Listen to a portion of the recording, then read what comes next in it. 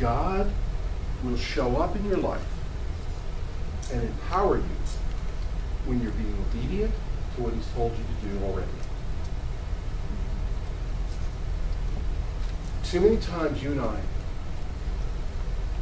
we get the tuck head. You know, we get a little tuck head where life's hard. I want to give up. And we forget about what did God just tell us to do. Don't we? We allow life, and listen to me, my friends. Life is hard. You know, a third of our regular core group is sick with serious stuff right now. You know, life's hard. It's not easy. Christians get laid off too, you know. Life sometimes doesn't feel very fair. But you know what? We can't allow ourselves to get derailed or detained or put off by the stuff, because there's always going to be stuff.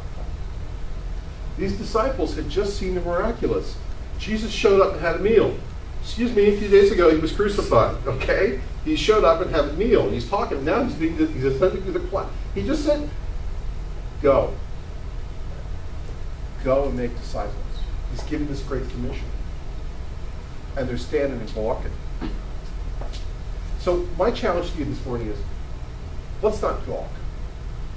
Let's just get about what he's told us to do. And in the midst of being told what to do by him, we're going to find that happiness, that satisfaction, that personal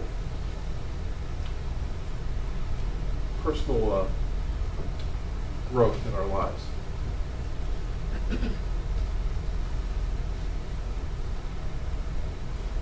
Neil Anderson, who's one of my favorite writers, says it this way: his important concept of God's will is that God can only guide a moving ship. He's the rudder. If the ship isn't underway, it can't be directed. Our willingness to obey his will gets the ship moving. In Acts 15:36, Paul had decided to revisit the churches that he helped establish on his first missionary trip. The churches were being strengthened and increased in number, Acts 16, Luke reports. They had passed through the Galatian region, and having been forbidden by the Holy Spirit to speak a word in Asia when they had come to Mysia, they were going to Bithynia, and the Spirit of Jesus did not permit them. By passing by Mysia, they came down to Troas. And the vision appeared to Paul at night, a certain man from Macedonia standing up and appealing to him, saying, come over to Macedonia and help us. This is Acts 16, verses 6 through 9. Sometimes God's leading in your life isn't going to make sense. If God wanted Paul to go to Macedonia in the first place, why didn't he make it easier and faster by having Paul travel by land to Caesarea than sail to Macedonia?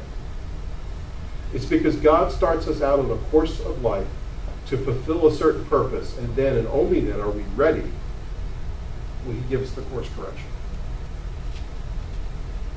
You see, the Bible talks about our Christian experience being from faith to faith to faith to faith to faith to faith. He's spoon-feeding you truth as you can handle it. He's speaking to your heart, and you're learning the principles and the benefits of it from his word about this Christian walk. You're understanding your personal giftedness and all that God has for you.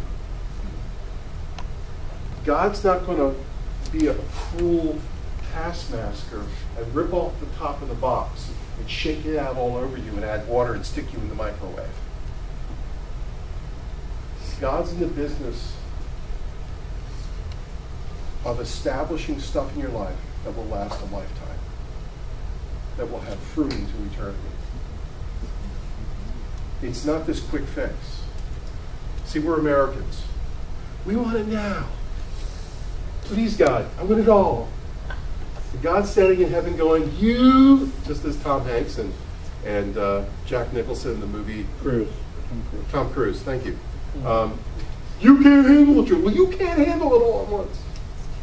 God is going to give to you what you can handle as you can handle it. He's going to surround you with people who are going to encourage you and build you up and challenge you and help.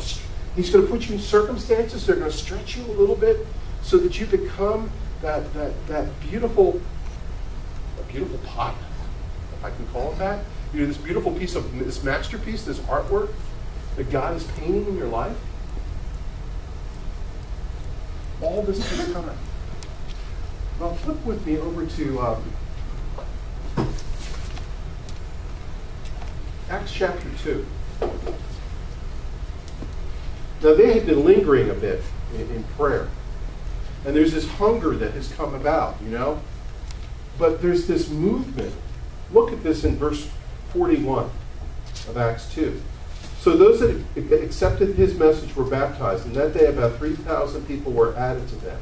And they devoted themselves to the apostles' teaching, to fellowship, to breaking of bread and prayers. And then fear came over everyone. This reverential, it was not fear as, oh, I'm scared, but it was this wow, this sense of awe, the sense of respect for what God was doing. And they devoted themselves to the apostles' teaching, to fellowship, to breaking of bread, to prayer. And then this awesome respect, reverential respect to God came over everyone. And many wonders and signs were being performed to the apostles. And all the believers were together and had everything in common. They sold possessions and property and distributed and shared those proceeds to all who had need. And every day devoted themselves to meeting together, to the temple complex. They broke bread from house to house. They ate their food with gladness and simplicity of heart, praising God and having favor with all people. And every day the Lord added to them those who would be saved. You see, they got busy with life. God had this plan. It's called church, an assembly, a called out believer, the ecclesia, that these folks were brought into and added to. They had community where they were encouraged along the way. And as they got busy doing life, God moved. How much have we seen this? When God showed us, I'm going to look at Bonnie for a second only because we've been working on some stuff together. You know, we went and got bread together this week. That was a trip, wasn't it? Yeah, that was fun. She walked in and was like this, whoa, there's 1,000 trays of bread here. My truck can't hold all that. But God showed us that there are people that are hurting. You know, and people say, listen, why are you building a food pantry and a bread program in Wallingford? That's rich people. Well, rich people get laid off too. Rich people get their hours cut, you know? There are people that have means taken away from them. There are people that I've talked to in this neighborhood, if they could just find a way of getting their budget in line to find $50 more in their budget, they can keep their kid in St. John's or in the Christian Academy, or be able to get their kid to some special needs program that their kid has. People have needs, and it's that simple.